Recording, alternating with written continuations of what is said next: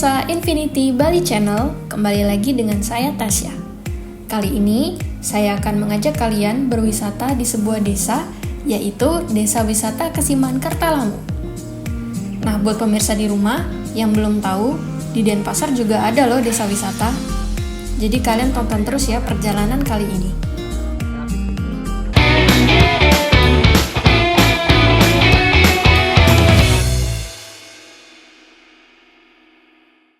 Hai pemirsa Infinity Bali Channel, kembali lagi dengan saya Tasya.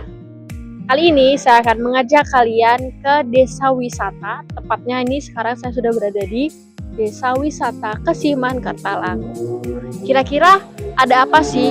Dan kita akan mempelajari apa aja sih di Desa Wisata Kesiman Kertalangu ini. Yuk kita intip ke dalam. Kali ini saya bertemu dengan Bapak Kepala Desa Kesiman Kertalangu. Saya berbincang sedikit dan mengajukan beberapa pertanyaan.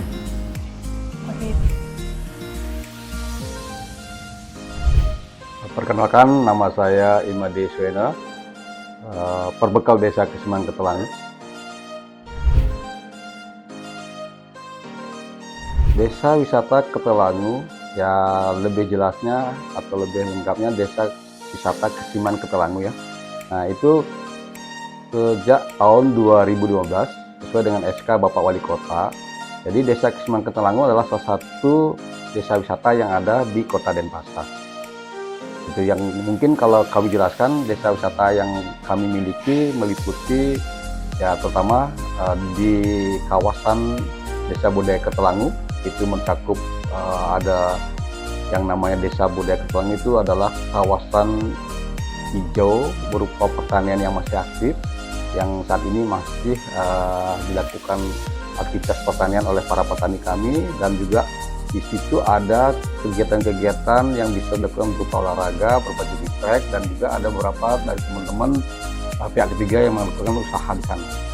Yang lain mungkin potensi yang ada di Kesiman Kertalangu untuk desa wisata kami, yaitu kami juga memiliki pantai, potensi pantai, juga ada muara dari Sungai Ayung yang ada di Dusun Tangtu, dan juga kami di sini juga ada lingkungan berupa penjual tanaman ya, tanaman hias, dan juga ada di situ ada anggrek, dan dijadikan suatu bentuk wisata juga, kunjungan wisata yang di daerah di kawasan kami. Dan kami juga mencakup ke wilayah di Biaung, itu ada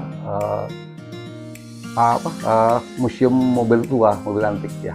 Nah itu juga cakupan dari desa wisata yang ada di Kesiman Kertalangu. Kalau sesuai dengan SK itu dari tahun 2015, tapi keberadaan Desa Budaya Kertalangu itu dari tahun 2008 sudah ada SK dari Bapak Wali Kota pada saat itu menetapkan Desa Kesiman Kertalangu sebagai Desa Budaya Kertalangu. Tapi ditetapkan sebagai desa wisata oleh Kota Denpasar di tahun 2015. Nah, kalau berbicara tentang penghargaan, jadi sebelum kami menjabat di tahun 2013 juga sudah ada penghargaan terkait keberadaan dari Desa Budaya Kertalangu itu dari Bapak Menteri Pariwisata waktu itu tahun 2013 memberikan penghargaan juga terkait dengan keberadaan Desa Budaya Kertalangu. Nah, di saat kami menjabat di tahun 2021 kami ikut dalam kegiatan lomba promosi desa wisata yang diadakan oleh Kementerian Desa. Jadi pada saat itu kami masuk 10 besar. Jadi di tahun 2024 kemarin juga kami ikut di LDWN, Lomba Desa Wisata Nusantara, yang diadakan juga oleh Kementerian Desa, yaitu dicari emang 15 besar, kami masuk di sana juga. Itu untuk di skala nasional. Nah untuk yang lain mungkin kalau di Kemenparekraf yang mengadakan lomba desa wisata juga, nah tapi kami di sana baru masuk sampai 100 besar. Ya.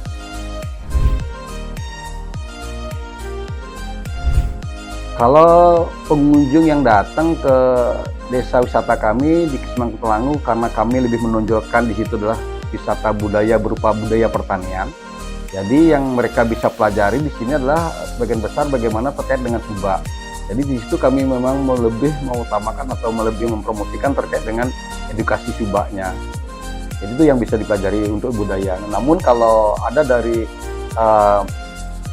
pengunjung dari mancanegara itu, mereka biasanya lebih kita arahkan juga ke budaya lain. Kita ajak dia berkunjung ke pura yang ada di lingkungan kami, juga ada Banjar di situ mementaskan juga ada seni budaya yang kami miliki. Mungkin ada tarian, ada dari ditabuh yang ditunjukkan, ada dipertontonkan oleh anak-anak kami.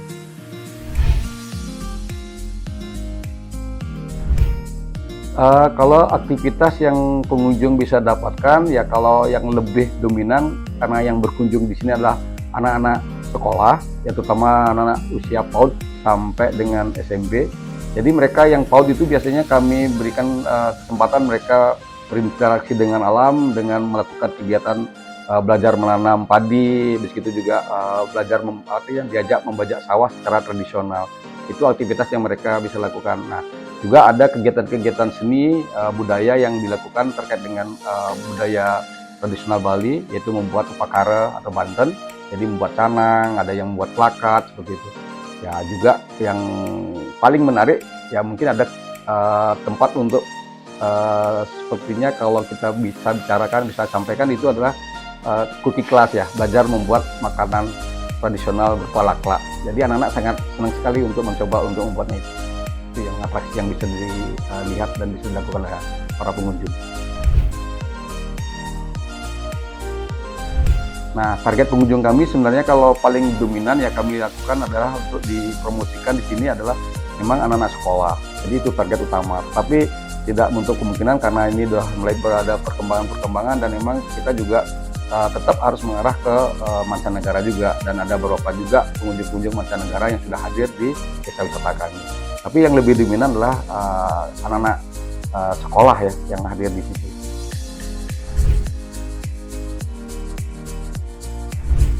Kalau yang oleh khas dari desa kami yang diproduksi oleh warga kami yang paling dikenal adalah ada namanya ayam betutu liku. Jadi itu adalah bentuk kuliner yang mungkin bisa dijadikan suatu bentuk oleh-oleh yang bisa juga dijadikan ini ya tempat kuliner yang menarik bagi para pengunjung untuk datang menikmati. Ada rumah makan warung betutu liku itu, dan juga ada souvenir ya berupa endak Karjepun. Nah, ini endak Karjepun ini sudah dikenal dan bahkan pada saat Bapak Presiden Jokowi, Ibu Negara sudah pernah datang ke sana. Nah, itu adalah salah satu souvenir yang mungkin bisa didapatkan di Desa Kesimang.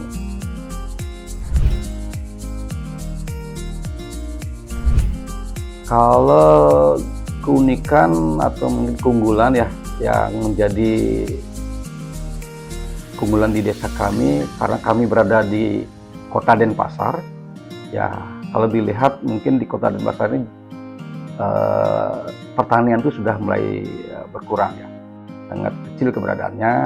Namun kami di Desa Kesimang Pelangu, karena berkat adanya SK nomor 25 tahun 2008 yang diberikan oleh Bapak Wali Kota pada saat itu kepada Desa Kesimang Pelangu, itu lahan pertanian yang ada 80 hektar itu masih bisa dipertahankan dan saat ini bisa dijadikan suatu bentuk objek wisata, dan inilah menjadi suatu bentuk keunggulan bagi kami yang ada di Kota Denpasar ini.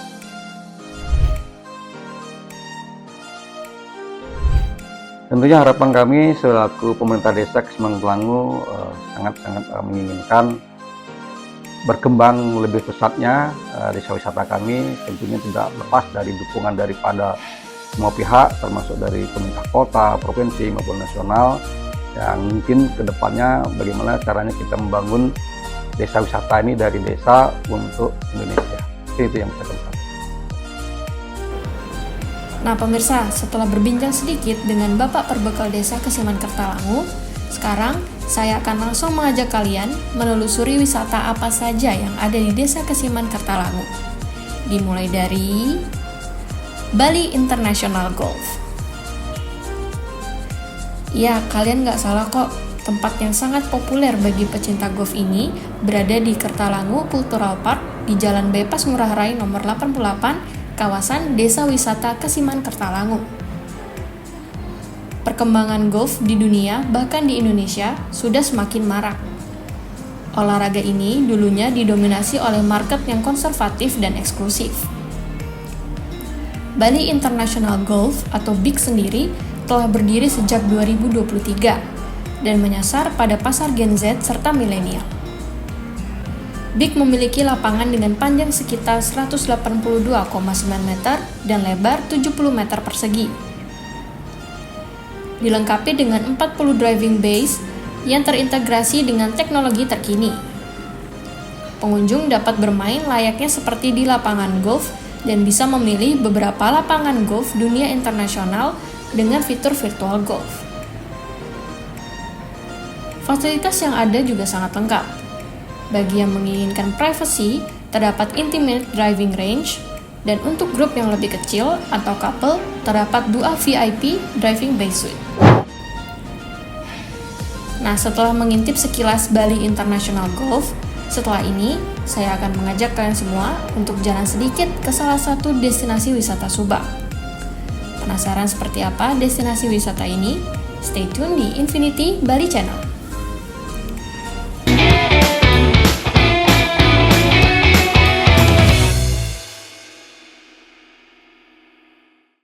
Menyajikan berita seputar Nusantara, dari politik, kriminal, hingga budaya. TNI Angkatan Laut terus berupaya membongkar pagar laut yang berada terhadap seorang anak berusia 14 tahun. Mengadakan pertemuan dengan utusan khusus Presiden bidang. Saksikan Beranda Nusantara Senin sampai Sabtu pukul 11 WITA hanya di Jawa Pos TV Bali.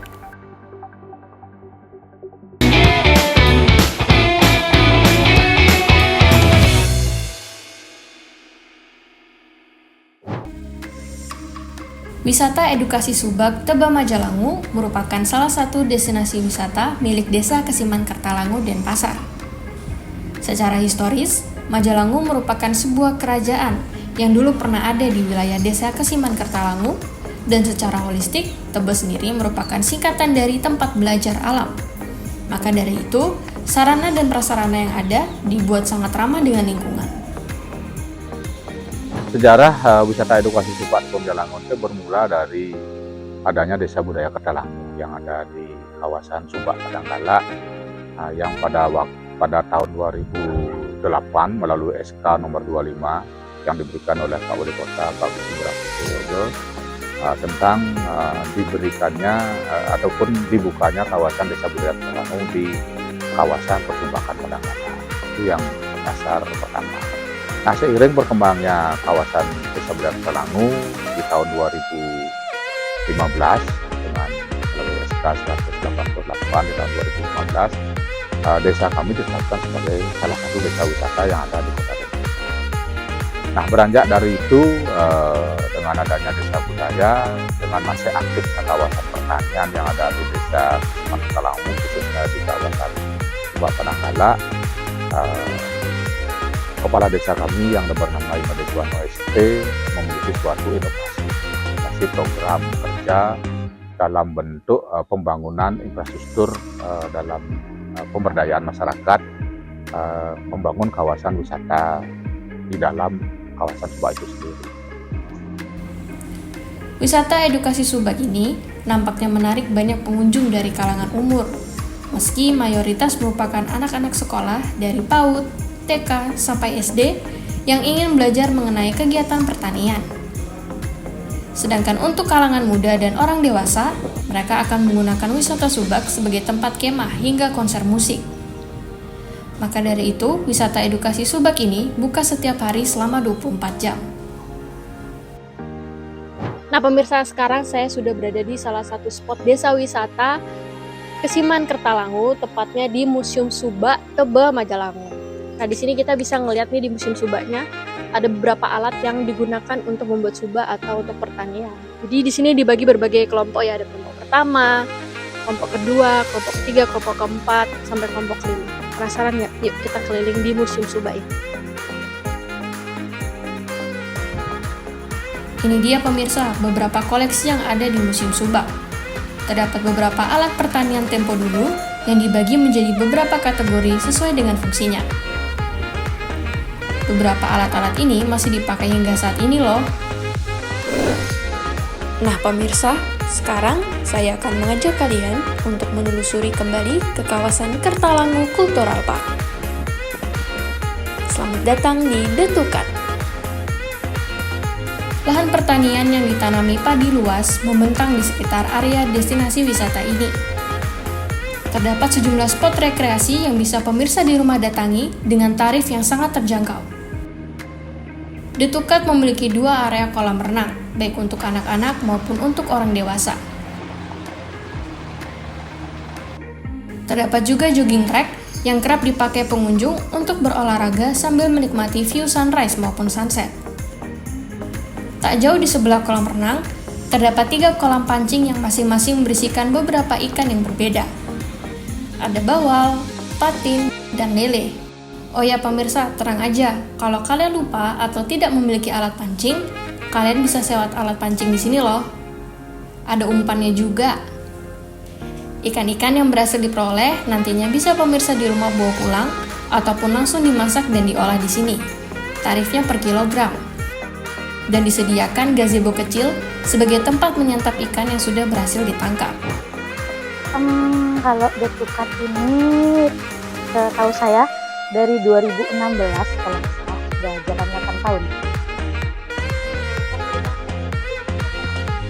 Kita di sini ada fasilitas kolam renang sama kolam pancing. Yang paling lama kolam pancing sih, kolam renangnya dari. Sebenarnya dulu kita ada 3 ya, ada 3 ikan, ada bawal, nila, sama lele. Tapi untuk sekarang supaya nilainya jadi belum ada, yang ada cuma bawal sama lele. Bisa, itu kita sistemnya ikannya itu kiloan kakak, jadi kalau kakak dapat mancing ikannya itu timbang per kilo, nggak bisa dilepas lagi. Jadi kalau mau masak di sini langsung bisa, mau bawa pulang langsung bisa. Kita juga punya ada sewa pancing, kalau nggak bawa pancing umpan ada, jadi kalau mau dibersihin ikannya di sini bawa pulang bisa. Kalau tiket masuk ke tempatnya sih nggak dipungut ya, cuma kalau mau berenang itu kena tiket 20.000, anak-anak dewasa sama.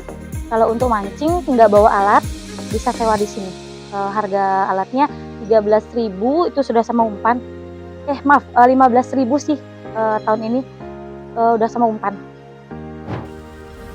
Nah setelah jalan-jalan di Museum Subak, Bali International Golf dan Detukat, sekarang kita menuju ke destinasi terakhir yang masih ada di kawasan yang sama.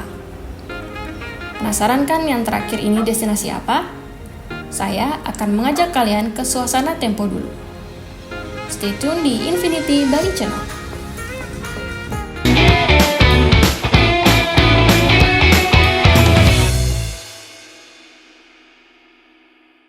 Nikmati kumpulan lagu-lagu terbaik dari para musisi ternama Bali dengan alunan melodi yang khas, lirik yang menyentuh hati, dan visual yang memukau. Umpam yang tiang dadik kembali baliku.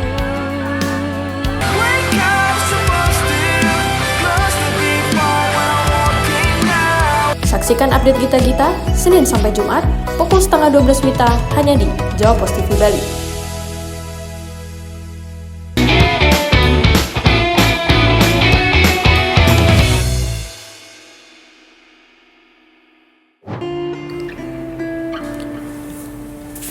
Nah pemirsa, sekarang kita jalan sedikit untuk melihat beberapa entertain yang ada di Bali Spirit Festival. Ada yang membuat saya tertarik nih. Ada alunan mantra dan musik devosional yang mengundang pengunjung untuk terlibat ke dalam suasana yang intim dan penuh kedamaian. Melodi serta ritme ini memberikan pengalaman musik yang menggugah spiritual penonton yang tampil di depan mereka. Bergeser sedikit, terdapat sebuah tempat untuk berbagi cerita. Pengunjung duduk melingkar dan dapat berbagi pengalaman serta mendapat nasihat. Terdapat charity donation juga loh di sini. Pemirsa, stand atau booth aksesoris serta baju yang dipamerkan. Mulai dari baju yoga, aksesoris tangan hingga telinga, sabun dan organic spray, dan masih banyak lainnya. Kita kembali sedikit ke Kak Dimas, karena saya masih kepo nih pemirsa tentang Bali Spirit Festival. 2025, diharapkan Bali yang sudah banyak mendatangkan orang asing dapat dilihat dengan sudut pandang yang baru melalui daerah Ubud oleh pendatang dan musisi dari luar dan menciptakan kebaikan-kebaikan yang akan menguntungkan Bali itu sendiri ke depannya.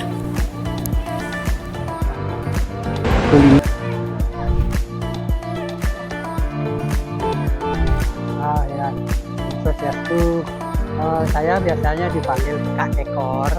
Jadi nama daripada orang yang suka ya kakek lah. Ekor itu artinya tempat kita makan. Jadi selalu Kak Ekor. Ya selaku ya tukang masak, ya melayani pelanggan begitu setiap hari.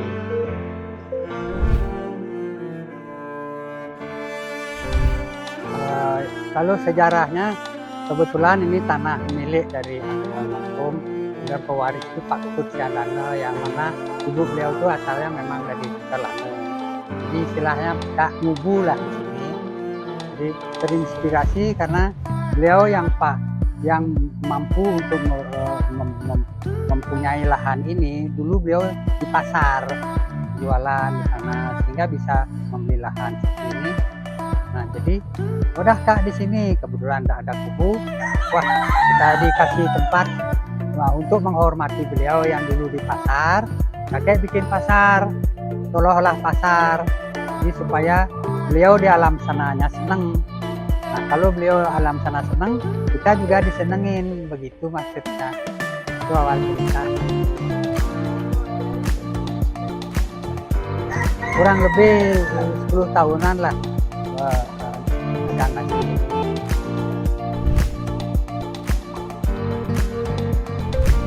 Ya, kalau diceritakan sedikit, mungkin dari setiap ide ada niat. Jadi kenapa dia membuat dagang nasi tekor, bukan restoran, bukan warung. Dia dagang nasi tekor. Di sana ada olahan masa lalu, rasa masa kini, kuliner masa depan. Nah, memang awalnya dari olahan masa lalu itu. Nah, begitu hujannya deras, bocor-bocor. Nah, kebetulan ada tempat di depan. Nah, di sana dia menjadi nasi tekor masa kini.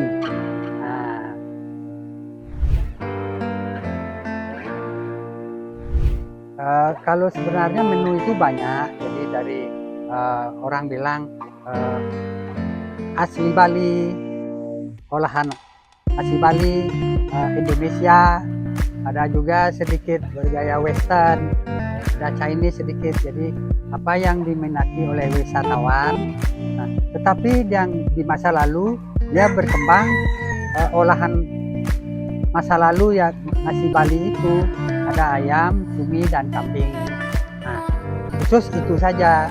Nah, yang di masa kini itulah dikembangkan yang campurannya itu di Bali, Indonesia, Western. Malahan di masa kini itu karena tidak menghilangkan ciri khas Indonesia, karena generasi sekarang kebetulan kita bertanya makanan yang suka apa? Pizza, pasta. Kalau Indonesia, mikir nggak bisa bilang. Nah, jadi di masa kini itu dikembangkan nasi campur cinta Indonesia. Gitu.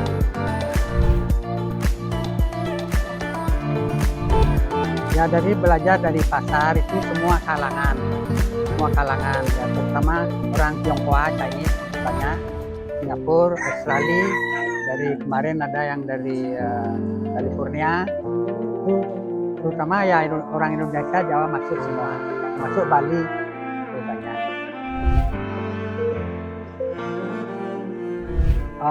Dilihat dari pengalaman yang sudah kita lakukan, memang berdagang nasi itu tidak mudah, karena dilihat dari semua orang kan pasti makan.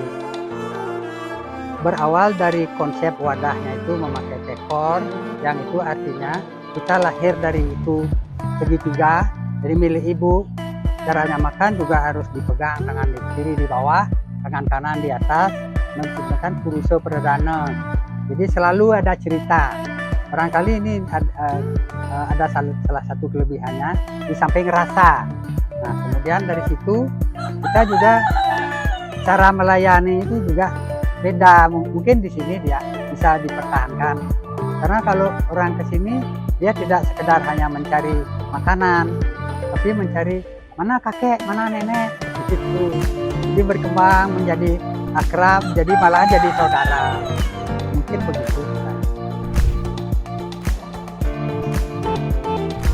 Ya, mudah-mudahan ini harapan kakek bisa terwujud. Di samping sekarang dari dagang nasi ini dia berkembang menjadi sebuah museum boga Bali pertama. Jadi museum boga di sana akan ada rasa kata daya kita.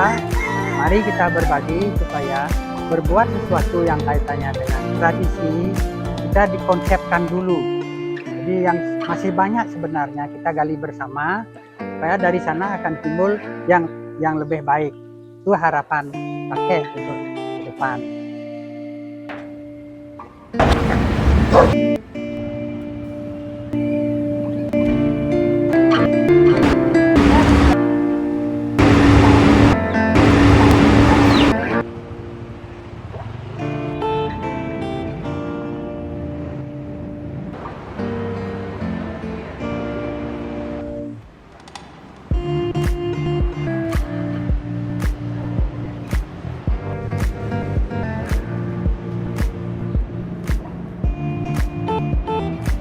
Gampang jualnya.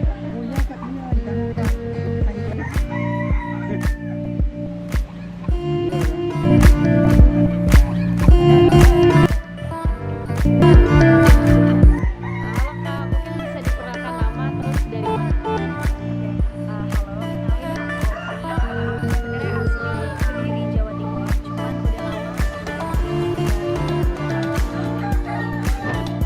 sebenarnya dari sosial media ya, terutama di TikTok biasa lewat gitu kan dari FYP, terus kayak udah lama juga ngincer ke sini karena tentunya apalagi aku ya yang awam dari luar Bali pengen banget sih ngerasain kayak apa ya, nasi otentiknya Bali gitu. Terus nemulah ini nasi tekor gitu. Aduh, kalau makanan sendiri jujur karena di sini tuh enak, terus porsinya juga pas di perut, jadi nggak terlalu banyak juga, jadi nggak terlalu kenyang dan nggak terlalu sedikit. Kalau rating dari aku 11/10 mungkin ya. Karena semua konsepnya tuh ada, kayak misal ada yang crispy, ada yang lembut, semua tuh tekstur ada gitu, enak. Oh pasti sih kalau itu dengan aku yang kayak kesini beberapa kali ya kebetulan, itu udah kayak teman-temanku selalu aku ajak kesini, jadi aku nggak sendirian kalau kesini, pasti ngajak teman gitu.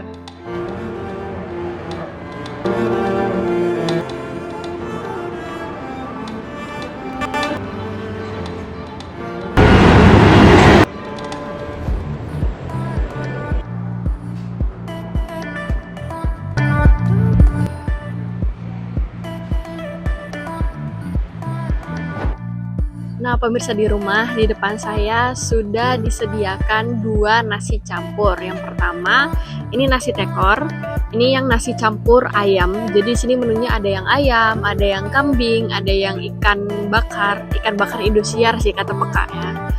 Ini yang untuk nasi campur yang tempo dulu.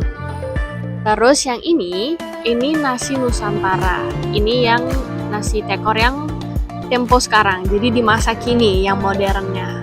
Jadi perbedaannya tuh ada di sate lilitnya. Jadi di sini dia pakai sate lilit yang tanpa kelapa. Yang di sini dia dari sate manis, terus ada opor, ada semur juga. Kok di sini bener-bener yang tradisionalnya Bali ya. Kok di sini masih ada beberapa menu yang diperbarui. Jadi bedanya di sini yang nasi Nusantara dan di sini nasi tekor, nasi campur ayam. Kalau kayak gitu, saya mau makan dulu ya. Sekiranya pemirsa di rumah ada rekomendasi tempat yang bisa kami datangi, bisa langsung kirim email di bawah ini. Saya Tasya dari Bali, pamit undur diri. Dadah!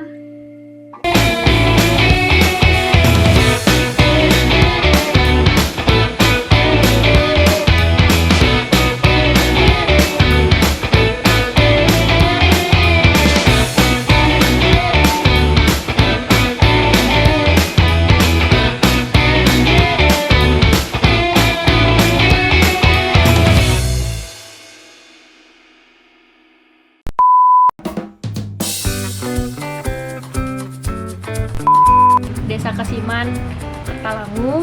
Ini saya sedang Nah pemirsa, sekarang saya sudah berada di